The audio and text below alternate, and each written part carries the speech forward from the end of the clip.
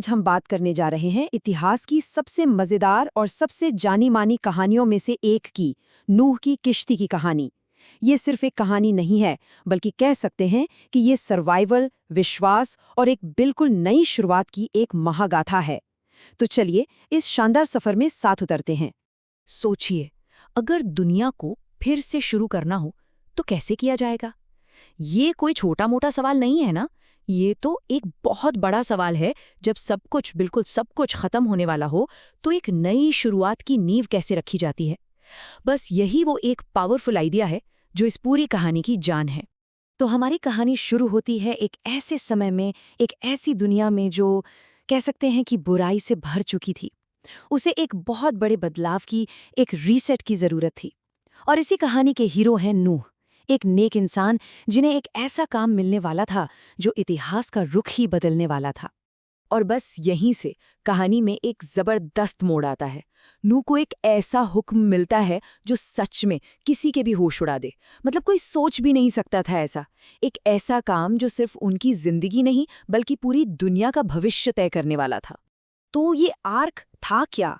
देखिए, ये कोई मामूली नाव नहीं थी। ये तो सर्वाइवल का एक तरह का तैरता हुआ किला था। एक बहुत बड़ा लकड़ी का जहाज जिसे एक ऐसी बाढ़ को झेलने के लिए बनाया गया था जो पूरी दुनिया को डुबाने वाली थी। मतलब ये भविष्य के लिए एक सेफ हाउस था जो पानी पर तैर रहा था। और मजे की बात पता है क्या है? इसे बनाने का जो ब्लूप्रिंट था वो भी ऊपर से आया था। देखिए कितने साफ साफ निर्देश थे।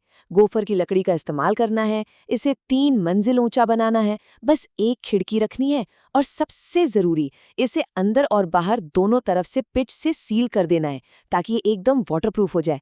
सोचकर देखिए कितना बड़ा और मुश्किल काम रहा होगा ये। अच्छा, तो जहाज तो बन गया। अब शुरू होता है कहानी का सबसे हैरान कर देने वाला हिस्सा, दुनिया के सारे जानवरों का आना।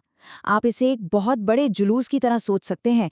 एक ऐसा जुलूस जैसा ना कभी किसी ने देखा था और ना शायद कभी देखेगा। तो वो सब आए कैसे?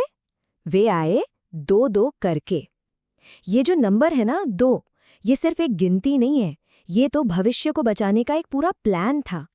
हर जानवर का एक मेल और एक फीमेल का जोड़ा, ताकि जब बाढ़ खत्म हो तो जिंदगी फिर से शुरू हो सके।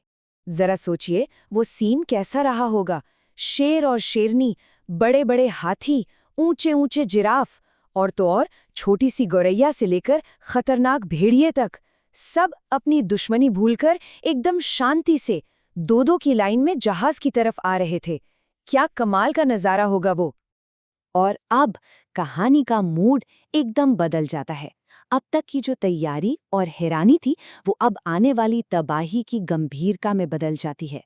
अब हम कहानी के सबसे डरावने हिस्से में जा रहे हैं, एक ऐसी दुनिया जो पूरी तरह पानी में डूब गई थी। और दरवाजा बंद हो गया।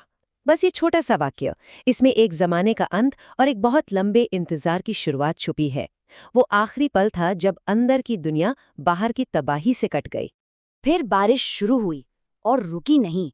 पूरे 40 दिन और 40 रातें लगातार बिना रुके घनघोर बारिश। ये सिर्फ बारिश नहीं थी, ये तो प्रलय था। ऐसा लगा जैसे आसमान और समंदर एक हो गए हों और धरती का नक्शा ही बदल गया। महीनों तक पानी ही पानी। उसके बाद अब कहानी एक नई करवट लेती है। उस मुश्किल वक्त के बाद अब हम एक नई, उम्मीद से भरी दुनिया की सुबह देख रहे हैं। ये एक नए जीवन के वादे का लम्हा था। और ये जो बदलाव था वो बहुत बड़ा था। सोचिए, एक तरफ जहाज के अंदर से देखने पर क्या था? सिर्फ और सिर्फ पानी, चारों तरफ खामोशी, एक डूबी हुई दुनिया।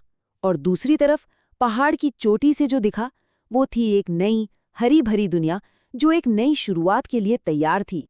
और इस नई शुरुआत के साथ मिला एक वादा, एक ऐसा वादा जिसने दुनिया के नए चैप्टर की नींव रखी कि अब दोबारा कभी भी पानी प्रलय बनकर सारी जिंदगी को खत्म नहीं करेगा।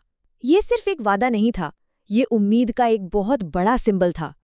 और यहीं पर आकर ये कहानी हमें एक बहुत गहरे सवाल पर छोड़ जाती है कि दोबारा से सब कुछ शुरू करने के लिए आखिर क्या चाहिए होता है?